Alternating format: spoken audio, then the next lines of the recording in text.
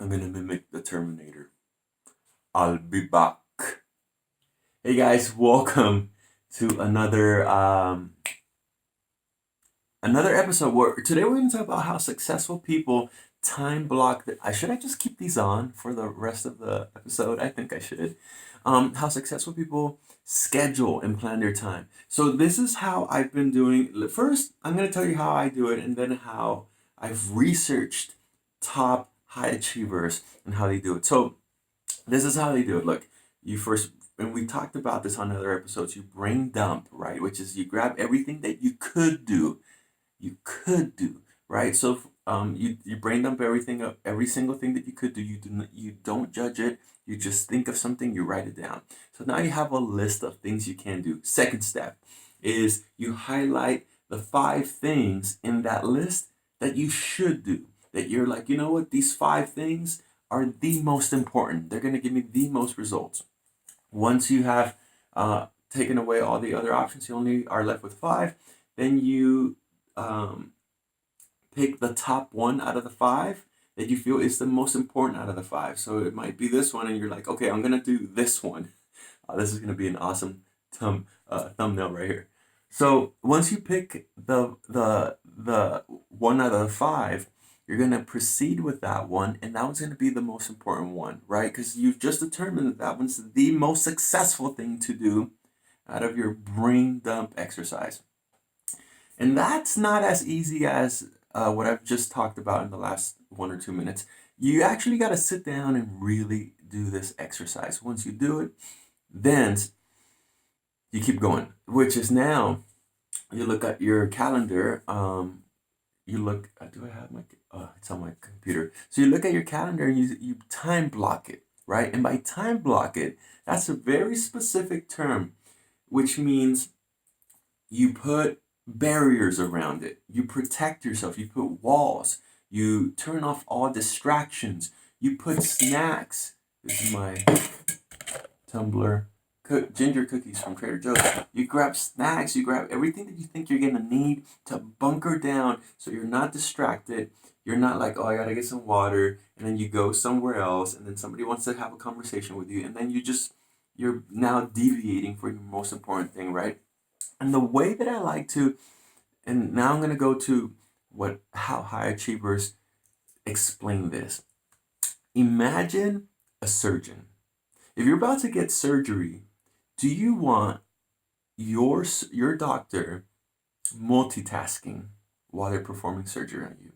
Do you want them texting? Do you want them like reading a novel, right?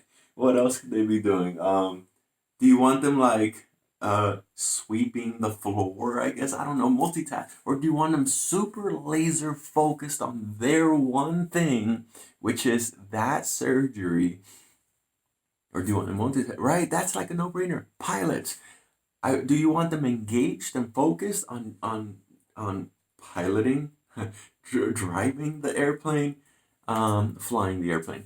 Or do you want them engaged and focused on, or do you want them playing on their Game Boy, reading a book, right? Do you want them taking a nap? No, you want them fully engaged and focused.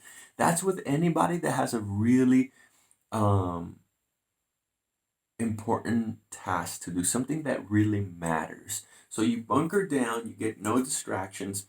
And Gary Keller even said this, the author of the one book. He's like, imagine it's this simple, guys, going to the movies.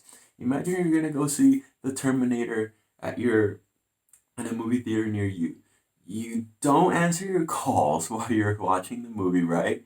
You get your snacks beforehand so you have no interruptions. You go to the bathroom beforehand, then you take all calls after the movie. It's like uninterrupted 2 hours or so of movie time.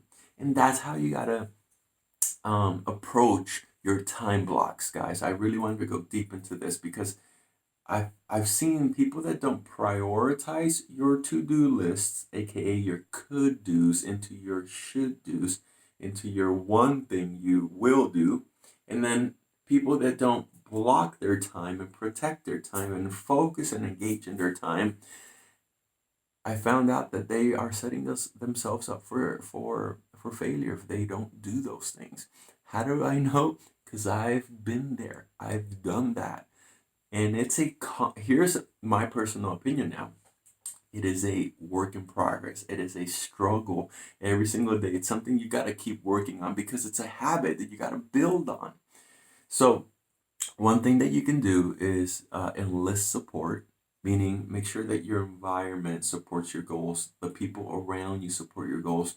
I see if you have an assistant or an admin or a front desk receptionist, say, "Here's my phone, here's my cell. Make sure if anybody calls, tell them I'm going to be out of the office for 2 hours, and I'll return their calls after I don't know 2 p.m., 12 p.m. or something like that." That's a good way to enlist support around you, right? Make sure that your environment supports your goals. Make sure that you put a do not disturb sign. Be back at 2 p.m. or 12 p.m. on your door. So you really have to bunker down.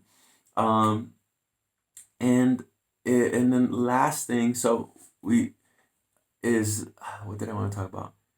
The last thing that I wanted to say is once you've prioritized your could do's into your should do's and then your one thing you will do, then once you time block it, then have accountability around that, right?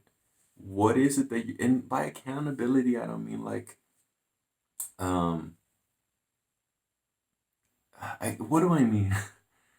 How do I put it into really, be accountable to yourself, right? Be accountable. Do what you say you're going to do. End the story. No excuses. That's what I mean by accountable. Um, that's it. That's really what how I wanted. I didn't want to go in deep into accountability. We've done that in other episodes, and I'm gonna leave you off with this. That's your that's your recipe for successful scheduling and successful planning of your time. Now, I'm going to give you a general view or a general concept when you're planning either your week, your month, or even your years, especially your years. I have started doing this and it's been a game changer. This is what you want to do with those once you start planning kind of these longer periods of time, weeklies, monthlies, and yearlies. The first, you wanna time block or schedule or write in your calendar these three things first. So let's say you have a blank canvas for the year, right? You're about to plan your year. The very first thing you want to time block out of the three is your time off. Time off.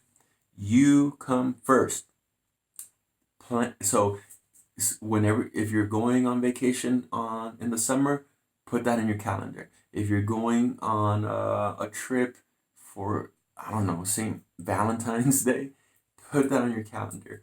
Everything that has to do with you taking time off, taking time out away out of your business, plan that. Why? Because when you do that, you know what you have to do before. You know that you have to work hard to get that days off, right?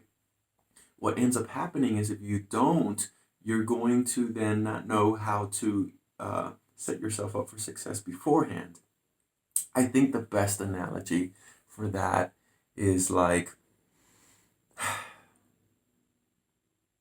not really an analogy, but the best way to put it, Gary Keller has said this: if you plan your time off, then you know that you're going to deserve it because you're going to do the right things before, right?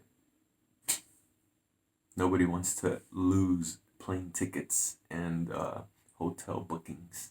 So plan your time off. Second, plan your one thing. Once you're done planning your time off, then plan your one thing. Remember your could do's, reduce them into your should do's, and then into your one thing you will do. Plan that one. Schedule that in. Calendar that in every single place to make sure that you are doing the most important thing. Once you've scheduled that second thing into your calendar, the third and final is planning time, right? Planning time. You need to keep this habit of planning your days, planning your weeks, planning your months, and plan your years. So I like to have a 1 day session, a complete 1 day. I don't work. I just literally have a 1 day planning session minimum for the next year. So when am I going to plan 2021? I'm going to plan it in October, someday in October of 2020. I also plan the entire month the week before, right? So the week before February is planned when on the last week of January. Hopefully, my dyslexia is kicking in. I'm like, am I saying that right? And then if you're planning your day, plan it the night before. So have planning time in there. If you guys, please feel free to share this with me. I want to help you out. If you're planning your year or you're planning your month or anything like that, share it with me with just these three things. I want to see your time off. I want to see your one thing in there, and I want to see your actual planning time as well. Thank you for watching. On the next one, we're going to talk about, I'm going to take off the glasses on the next one, and we're going to talk about how to achieve better results in less time. For all of you who think that you don't have enough hours in the day, for all of you who feel so busy and overwhelmed, we're going to talk about how to actually do something about it.